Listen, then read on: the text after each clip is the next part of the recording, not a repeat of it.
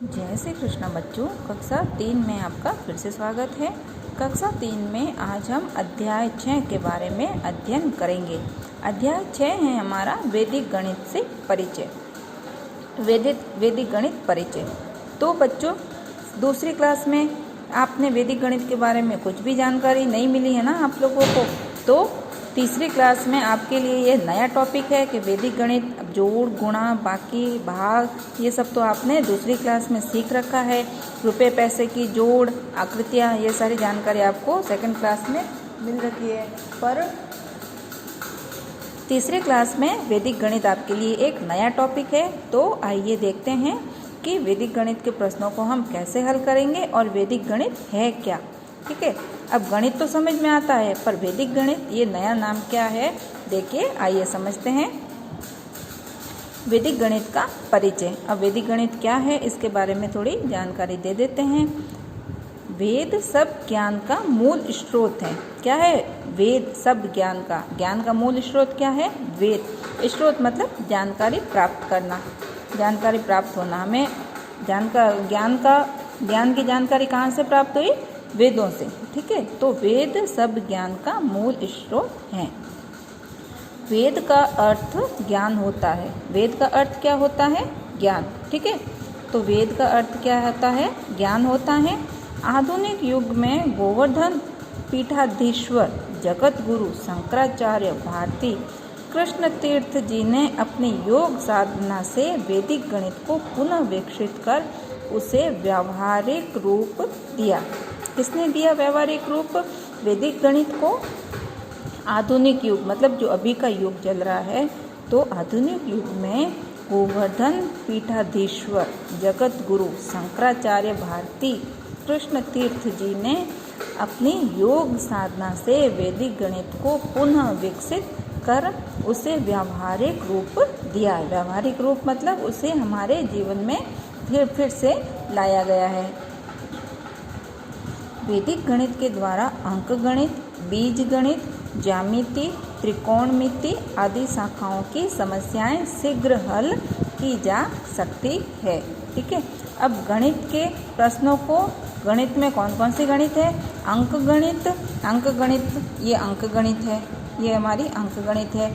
फिर बीज गणित, ज्यामिति गणित, ज्यामिति मतलब आकृतियों वाली, त्रिकोणमिति आदि शाखाओं की समस्याएं शीघ्र हल की जा सकती हैं। ठीक है, फटाफट से इन प्रश्नों को हम वैदिक गणित के माध्यम से हल कर सकते हैं।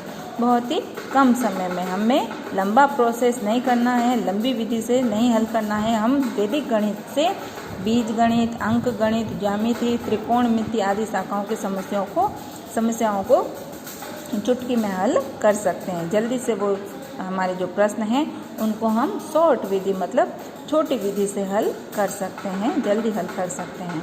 छात्र छात्राएं दैनिक बोलचाल में निम्न कथन कहते हैं।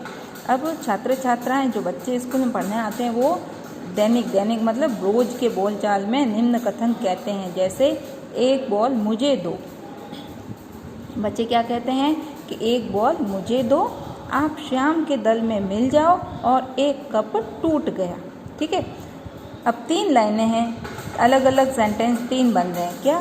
एक बॉल मुझे दो, एक बच्चा कह रहा है कि एक बॉल मुझे दो। ठीक है, और दूसरा क्या कह रहा है कि आप श्याम के दल में मिल जाओ। दल मतलब समूह, तो आप श्याम के दल में मिल जाओ और एक कप टूट गया। उपयुक्त कथनों का अर्थ है एक अधिक और एक कम होना। अब क्या कह रहा है? एक बॉल मुझे दो, तो अब इसके पास एक बॉल आ गई तो इसके पास एक जुड़ गया ना। एक बॉल मुझे दो, उसके पास पहले से बॉल होगी और एक और ले ली तो एक जुड़ गया। आप श्याम के दल में मिल जाओ, तो मिलना मतलब जोड़ हो गई।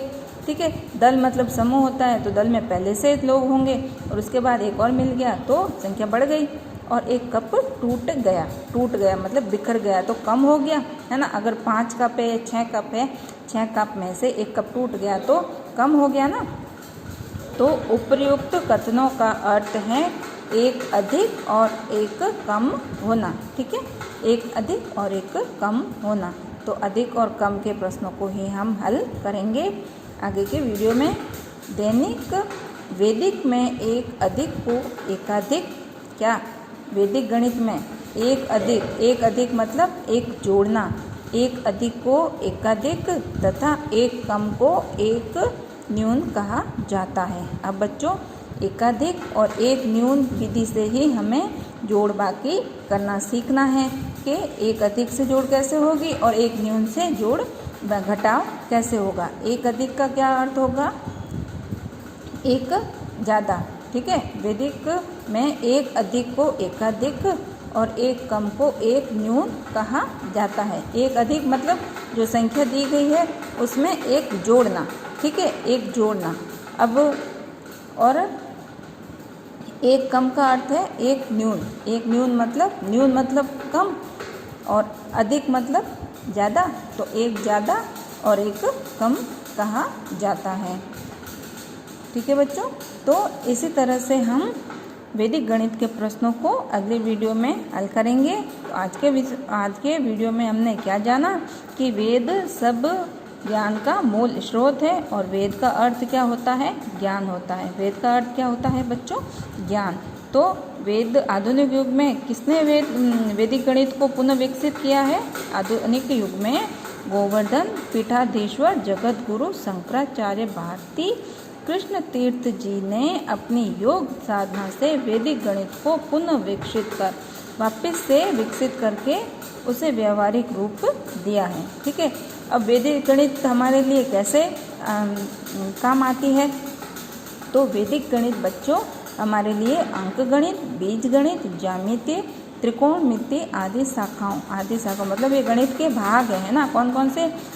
अंक गणित, बीज गणित, ज्यामिति, त्रिकोणमिति आदि शाखाओं की समस्या शीघ्र मतलब तुरंत प्रभाव से जल्दी से हल की जा सकती है।